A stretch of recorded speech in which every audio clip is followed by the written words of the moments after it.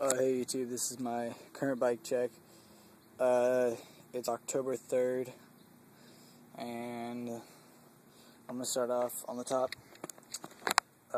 ODI long neck grips. I still have the Salt brake lever. I have BSD Highlander bars. Been riding them for a while. Kind of like them, just wish they weren't so long. I got a Profile stem. Still the same headset when I got it. Don't really need a new one. It's We the People Justice frame. I have S&M Pitchfork XLT forks or whatever. Right now I'm using the stock rim, but as you can see, there's my new rim. Wait until this one bends. Here's my proper back rim. I love this rim. Costs like $300.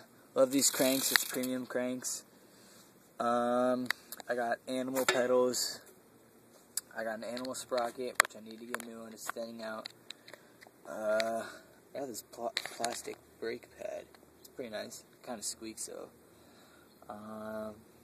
What else? I have an animal post. I just got this demolition seat, and I love this. Doesn't make my ass itch anymore. And that's my October 2011 bike check. Thanks for watching.